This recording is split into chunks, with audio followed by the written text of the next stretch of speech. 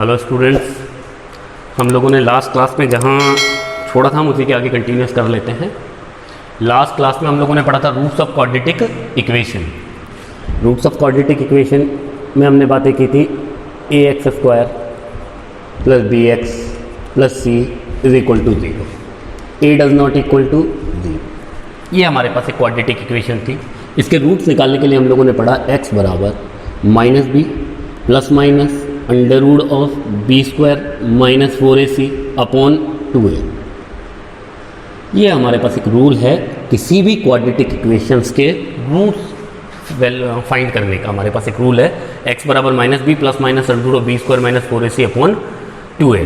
ठीक है, एक चीज़ और मैं आपको क्लियर कर दूं कि कोई भी पॉलिनोमियल इक्वेशन है उसके मैक्सिमम जो रूट्स हैं उसकी डिग्री पे डिपेंड करते हैं। जैसे ये 2 डिग्री का पॉलिनोमियल इक्वेशन है, इसके मैक्सिमम 2 रूट्स होंगे। 3 डिग्री की इक्वेशन के मैक्सिमम 3 रूट्स होंगे। 4 डिग्री की इक्वेशन के मैक्सिमम 4 रूट्स होंगे और n डिग्री के पॉलिनोमियल इक्वेशन के मैक्सिमम n रूट्स होते हैं। फिर भी अगर मैं कहना चाहूँ a x square plus B x plus सी बराबर 0, ए डज बराबर 0 have more than 2 roots, have more than 2 roots.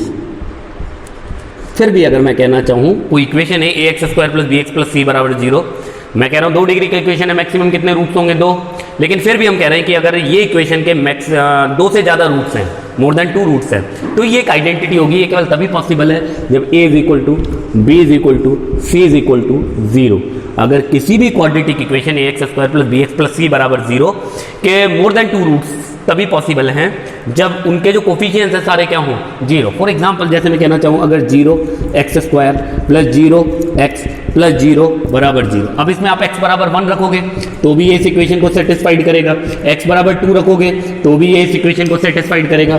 x बराबर 3 रखोगे तो भी ये इस इक्वेशन को सेटिस्फाइड करेगा। तो आप लोगों ने देखा फिर तो एक आइडेंटिटी है।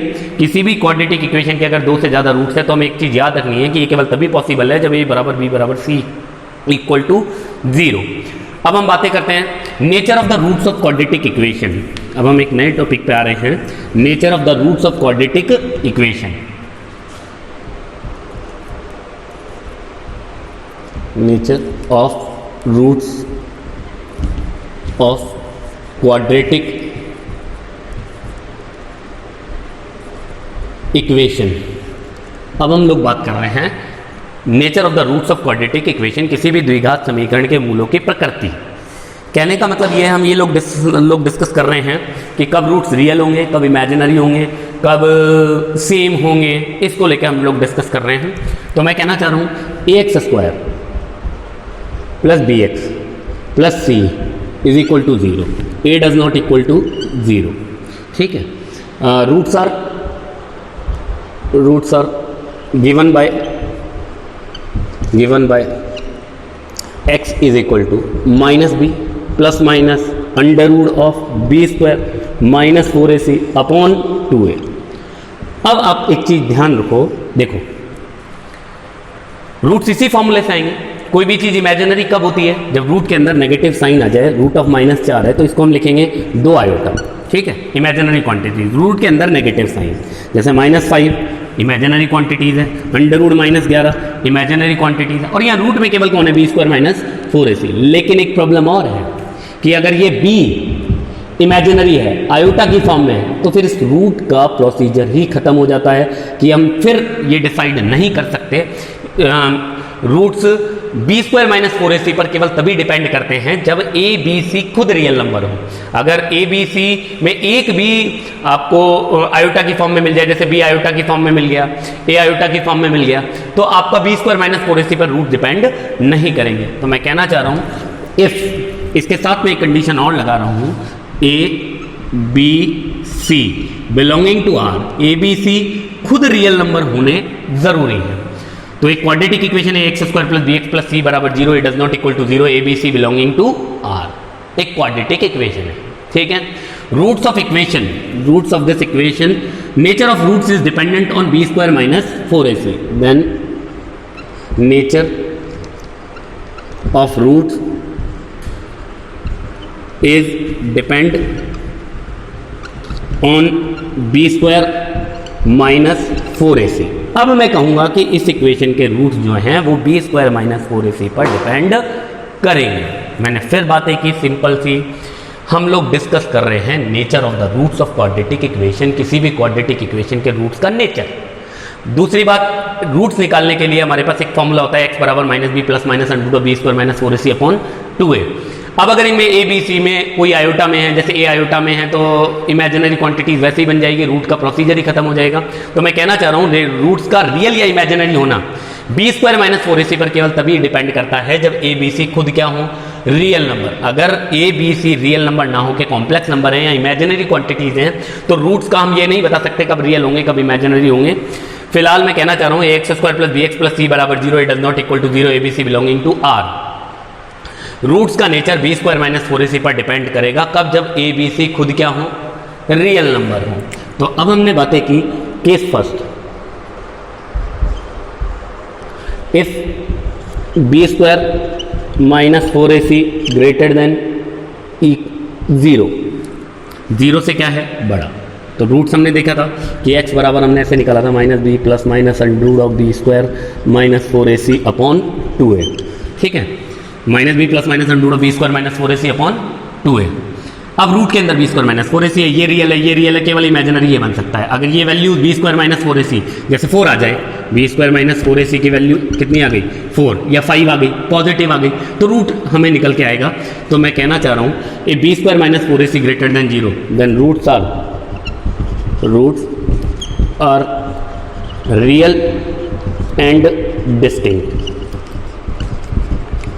तब मूल जो हैं रियल होंगे और डिस्टिंक्ट होंगे, रूट्स उसके रियल होंगे और डिस्टिंक्ट होंगे। डिस्टिंक्ट इसलिए क्योंकि एक बार प्लस साइन है और एक बार माइनस साइन है। एक चीज और केस, तो मैंने कहा x square plus B x plus सी बराबर 0 it does not equal to 0 A B C belonging to R. हमारे पास एक क्वाड्रेटिक इक्वेशन है, इसके रूट्स का नेचर रियल या इमेजिनरी होना बी स्क्वायर माइनस 4ac पर डिपेंड करेगा कब, जबकि ए बी सी खुद क्या है, रियल नंबर। और इसमें केस फर्स्ट है कि अगर b square minus 4ac greater than 0 है तो roots are real and imaginary, दोनों रूट्स रियल होंगे और इमेजिनरी होंगे। Case number second, if b square minus 4ac is equal to 0। अब देखो बी स्क्वायर माइनस 4ac 0 हो जाए तो ये वैल्यू यहां पर कितना आएगा, 0 आएगा।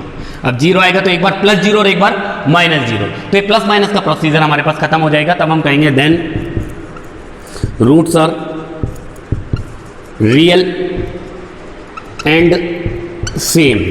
तब हम कहेंगे roots are real and same, और सेम रूट्स होंगे। पहला भी माइनस बी, पहला रूट्स होगा minus b plus 0 upon 2a और दूसरा रूट्स होगा minus B upon 2a minus 0। तो देखा आपने, दोनों रूट सेम रूट्स जो होंगे वो होंगे माइनस बी अपॉन 2a और दूसरा भी माइनस बी अपॉन 2a। ठीक है, और case number third, if b square minus 4ac less than 0, 0 से क्या है कम। अब आपने देखा जैसे रूट के अंदर हमारे पास बी स्क्वायर माइनस 4ac था, अब ये जो रूट्स हैं बी स्क्वायर माइनस 4ac अगर नेगेटिव आ जाए तो आपने देखा कि रूट के अंदर क्या आ गया, माइनस साइन, तो आयोटा आएगा, तो रूट्स कैसे हो जाएंगे, imaginary. Then roots are imaginary and unequal. तब रूट्स इमेजिनरी होंगे और अनइक्वल होंगे। और अगर गलती से एक roots alpha plus iota beta आ रहा है देन अदर रूट होगा अल्फा माइनस आयोटा बीटा, क्योंकि आयोटा एक बार प्लस साइन में आएगा और एक बार माइनस साइन में। तो उस कंडीशन में अगर b square minus 4ac less than 0 है तो रूट्स इमेजिनरी होंगे और अनइक्वल होंगे।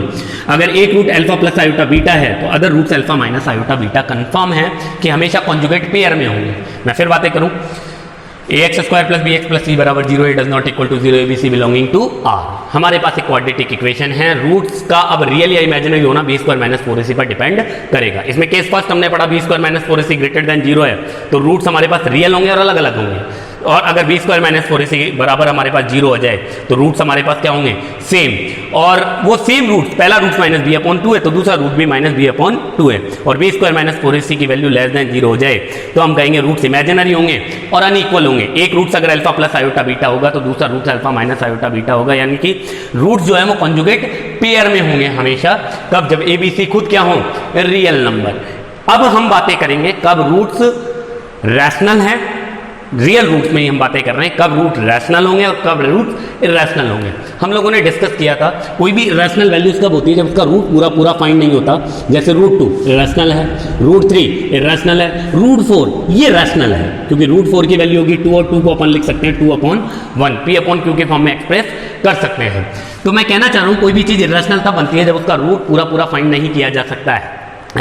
तो अब मैं बात करूं यहाँ रूट में तो केवल -b² है, लेकिन अगर b में भी रूट आ गया, जैसे कोई इक्वेशन ऐसे है x² माइनस √3x और +4 = 0, यहाँ b की वैल्यू -√3 है। अब यहाँ -b रखोगे तो वैल्यू कितनी आई +√3, और फिर ये b² - 4ac का प्रोसीजर ही हमारे पास खत्म हो जाएगा, क्योंकि ये जो रूट है इरेशनल नंबर -b या a की वजह से भी आ सकते हैं। तो मैं कहना चाहूँगा कि रूट से x² जो इक्वेशन के रूटों का नेचर रैशनल या इरेशनल होना तभी डिपेंड करता है b² - 4ac पर, जब abc खुद क्या हो रैशनल नंबर। हमारे पास जो क्वाड्रेटिक इक्वेशन है उसके रूट्स का रैशनल या इरेशनल होना b² - 4ac पर डिपेंड कर सकता है, लेकिन कब? जब ये a b c में एक भी इरेशनल नहीं होना चाहिए, क्योंकि अगर ये रूट में आ गया तो फिर b² - 4ac रैशनल या इरेशनल को नहीं बता पाएगा। तो मेरे कहने का मतलब ये है कि if a b c are rational numbers that is a b c belonging to q और b² - 4ac ग्रेटर देन 0। अब इसमें फर्स्ट पॉइंट हमारे पास आता है कि if b² - 4ac is a perfect square, perfect square का मतलब जैसे आई थिंक 1 का रूट पूरा पूरा आता है 1, √4 2, √9 3, √16 = 4, तो इस तरह का नंबर है। ये b² - 4ac is a perfect square. मैं ब्रैकेट में लिख रहा हूँ 1 आ जाए, 4 आ जाए, 9 आ जाए, 16 आ जाए, 25 आ जाए, 36 आ जाए, ऐसा कोई परफेक्ट स्क्वायर आ जाए। कौन? b² - 4ac। तब हम कहेंगे then roots are rational and unequal. तब रूट्स रैशनल होंगे और अनइक्वल होंगे, अलग अलग होंगे। और इसी में second point, if b² - 4ac is not a perfect square. अगर b² - 4ac एक परफेक्ट स्क्वायर नहीं है, जैसे मैं कहूँ 2 4 2 3 5 6 डैश डैश डैश, कहने का मतलब ऐसा कोई नंबर आ जाए b² - 4ac को कैलकुलेट करने के बाद जिसका रूट्स पूरा पूरा नहीं आ रहा है, जैसे 2 आ जाए, 3 आ जाए, 5 आ जाए, 6 आ जाए, तब हम कहेंगे then roots are irrational, roots are irrational unequal. तब रूट्स इरेशनल होंगे और अनइक्वल होंगे, अलग अलग होंगे। और एक चीज और, अगर एक रूट अल्फा प्लस √β आ रहा है then other root is alpha minus √β। तो मैं ये कहना चाह रहा हूं, अभी तक हम लोगों ने इतना डिस्कस किया कि ax² + bx + c = 0, a does not equal to 0, a b c belonging to r के रूट्स हमारे पास निकालने के लिए हमारे पास एक फॉर्मूला x बराबर -b + -√b² - 4ac/2a। अब हम ये डिस्कस कर रहे हैं कि कब रूट्स रियल होंगे, इमेजिनरी होंगे, रैशनल होंगे, इरेशनल होंगे, इक्वल होंगे, इस तरह की बातें कर रहे हैं। लेकिन मैं कह रहा हूं जो इनका डिस्क्रिमिनेंट है b² - 4ac, रूट्स का रियल या इमेजिनरी होना b² - 4ac पर डिपेंड करेगा। कब? जब a b c खुद क्या हो रियल नंबर। और उसमें केस फर्स्ट हमने पढ़ा, अगर b² - 4ac एक पॉजिटिव रियल नंबर है तब रूट्स रियल होंगे, अनइक्वल होंगे, और b² - 4ac 0 हो जाए तो ये प्लस माइनस का चक्कर ही खत्म हो जाएगा। उस कंडीशन में रूट्स सेम होंगे, पहला रूट्स -b/2 है तो दूसरा रूट्स भी -b/2 है।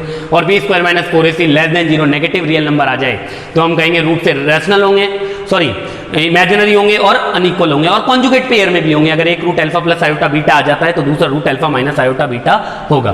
और इसी के साथ अगर abc रैशनल नंबर है ए बी सी क्या है, रैशनल नंबर, क्यों में बिलोंग कर रहे हैं, और b square minus 4ac greater than 0 से बड़ा है, ग्रेटर देन 0 है, तो बी स्क्वायर माइनस 4ac पर यह भी डिपेंड करेगा कि कब रूट्स रैशनल होंगे और कब रूट्स इरेशनल होंगे। और बी स्क्वायर माइनस 4ac एक परफेक्ट स्क्वायर बन जाए, जैसे ऐसी वैल्यू आ जाए 1, 4, 9, 16, 25, 36 और डैश डैश डैश, तब रूट्स हमारे पास कैसे होंगे, रैशनल और अनइक्वल। और बी स्क्वायर माइनस 4ac हमारे पास एक परफेक्ट स्क्वायर नहीं बनता है, तो रूट्स हमारे पास होंगे इरेशनल और अनइक्वल। अगर एक रूट से alpha plus under root beta आ जाता है तो कंफर्म है दूसरा रूट भी alpha minus under root beta होगा, क्योंकि एक बार रूट में पॉजिटिव अंडर रूट जुड़ेगा और एक बार नेगेटिव में माइनस अंडर रूट करके वैल्यूज आएगी। तो ये भी अगर इरेशनल रूट्स हैं तो कॉन्जुगेट पेयर में ही होते हैं। एक रूट से अगर alpha plus under root beta है तो दूसरा रूट कंफर्म होता है alpha minus under root beta होगा। जैसे मैं कहना चाहूँ कि मेरे को 4x square minus 3x minus 7 plus 7 बराबर 0, इसमें एक कोई इक्वेशन है। a की वैल्यू हमारे पास हो गई 4, b की वैल्यू हमारे पास हो गई -3, c की वैल्यू हमारे पास हो गई 7। मैं ये चेक करना चाहता हूँ कि रूट्स का नेचर कैसा होगा, तो मैं b स्क्वायर माइनस 4ac निकाल के देखता हूँ। b square minus 4ac minus 3 का होल स्क्वायर माइनस 4, a की वैल्यू 4, c की वैल्यू 7, तो आई थिंक 9 माइनस 16 मल्टीप्लाइड कर देना। कंफर्म है कि वैल्यू क्या आएगी, लेस देन 0, क्योंकि ये बड़ी नंबर आएगा, ये छोटा नंबर आएगा, less than 0। B square minus 4ac negative आ गया तो हम कहेंगे रूट्स इमेजिनरी होंगे, इमेजिनरी और अनइक्वल होंगे। एक रूट्स अगर गलती से भी अल्फा प्लस आयोटा बीटा आ रहा है तो दूसरा root alpha minus iota beta होगा, और अगर यहाँ माइनस साइन होता तो उसकी वजह से यहाँ क्या होता, माइनस, और ये क्या हो जाता, प्लस। उस कंडीशन में ये वैल्यू कैसी आती, पॉजिटिव। तो हमारे पास रूट्स कैसे होंगे, रियल होंगे और अनइक्वल होंगे। फिलहाल अगर ये फिलहाल परफेक्ट स्क्वायर नहीं बन रहा है तो हम कहेंगे ये रूट्स कैसे होंगे, फिर उस कंडीशन में रूट्स इरेशनल होंगे और अनइक्वल होंगे। तो ये बातें हमने की किसकी, नेचर ऑफ रूट्स, किसी भी क्वाड्रेटिक इक्वेशन के रूट्स का नेचर। तो मैं कहना चाह रहा हूँ ax square plus bx plus c बराबर 0, ए does not equal to 0, A B C belonging to R. Roots का रियल या इमेजिनरी होना बी स्क्वायर माइनस 4ac पर डिपेंड करेगा। कब, जब ए बी सी खुद क्या हो, real number. B square minus 4ac greater than 0, roots real और unequal. B square minus 4ac बराबर 0 हो जाए तो रूट सेम होंगे, और ये सेम रूट्स होंगे माइनस बी अपॉन 2a और दूसरा रूट भी माइनस बी अपॉन 2a। और b square minus 4ac less than 0 आ जाए तो हम कहेंगे रूट्स इमेजिनरी होंगे। और ए बी सी खुद रैशनल नंबर है तो अगर b square minus 4ac perfect square बन जाए तो रूट्स कैसे होंगे, रैशनल और अनइक्वल। और b square minus 4ac perfect square नहीं बने तो रूट्स होंगे इरेशनल और अनइक्वल। अब हम अगला टॉपिक हम लोग लेते हैं formation of quadratic equation. Formation of quadratic equation यानी मैं कहना चाहूं if alpha and beta are the roots of a quadratic equation, किसी क्वाड्रेटिक इक्वेशन के रूट कौन है, अल्फा और बीटा, तब मुझे वो इक्वेशन फॉर्म करनी है जिसके रूट्स कौन हो, अल्फा और बीटा। ये कंफर्म है, पहला रूट्स x बराबर कितना आएगा, अल्फा, और दूसरा रूट्स x बराबर कौन आएगा, बीटा। यानी एक बार x minus alpha will be equal to 0 और एक बार x minus beta is equal to 0। यानी एक फैक्टर तो होगा x माइनस अल्फा और दूसरा फैक्टर होगा x माइनस बीटा। देन तब क्वाड्रेटिक इक्वेशन हमारे पास होगी x minus alpha into x minus beta is equal to 0। अब इसको मल्टीप्लाइड करूँ तो एक बार x पूरे से मल्टीप्लाइड होगा x into x minus beta और minus alpha into x minus beta बराबर 0। तो x square minus x beta minus x alpha और minus minus plus alpha beta बराबर 0। तो x square minus common alpha plus beta into x और plus alpha beta will be equal to 0। तो ये हमारे पास एक रूल्स है किसी भी क्वाड्रेटिक इक्वेशन को फॉर्म करने के लिए कि अगर किसी क्वाड्रेटिक इक्वेशन के रूट अल्फा और बीटा है तो डायरेक्ट हमारे पास formula x square minus alpha plus beta into x plus alpha into beta, यानी x square minus total of root plus alpha into beta product of roots. जैसे मैं कहना चाहूँ कि find the equation, find equation whose roots are 3 and minus 7। तो दिख रहा है हमें एक अल्फा बराबर कौन है 3 और बीटा बराबर कौन है -7। तो हम डायरेक्ट फॉर्मूला यूज कर लेंगे x square minus total of root 3 plus -7 into x और plus product of root 3 into -7 will be equal to 0। तो x square minus minus plus का 4x और माइनस का 21 विल बी इक्वल टू 0। तो किसी भी क्वाड्रेटिक इक्वेशन को form करने का हमारे पास तरीका है, अगर किसी क्वाड्रेटिक इक्वेशन के रूट्स हमें कौन दे दिए जाएं, अल्फा और बीटा, तो उस इक्वेशन को निकालने के लिए हमारे पास एक डायरेक्ट फॉर्मूला एक्स स्क्वायर, क्योंकि एक रूट एक्स बराबर अल्फा है, दूसरा रूट एक्स बराबर बीटा है, तो एक फैक्टर होगा एक्स माइनस अल्फा बराबर 0, दूसरा फैक्टर होगा एक्स माइनस बीटा बराबर 0। इक्वेशन निकालने के लिए दोनों को प्रोटेक्ट कर दिया। देख लो इसकी इक्वेशन वैसे भी रूट कौन आएंगे, अल्फा और बीटा मल्टीप्लाइड किया तो सीधा मेरे पास एक रिजल्ट बन गया x square minus alpha plus beta into x plus alpha beta बराबर 0। अगली मैं बातें करूं, जरूरी नहीं है कि हम क्वाड्रेटिक इक्वेशन ही बनाएं, अगर हम कोई क्यूबिक इक्वेशन बनाना चाहता हूं मैं, तो भी हमारे पास एक यही तरीका है। सिंपल सी बातें हैं कि जैसे x alpha beta and gamma are the roots of a cubic equation. अगर किसी क्यूबिक इक्वेशन के रूट्स कौन है, अल्फा और बीटा, तब मुझे ये वैल्यूज फाइंड करनी है। तो ये डायरेक्ट याद कर लो, x square minus alpha plus beta plus gamma into x plus alpha beta beta gamma gamma alpha into x इसको क्यूब, ये स्क्वायर और ये एक्स और minus alpha beta gamma will be equal to 0। कैसे आया है, क्योंकि एक रूट कौन है, एक्स बराबर अल्फा, दूसरा रूट कौन है, एक्स बराबर बीटा, तीसरा रूट कौन है, एक्स बराबर गामा।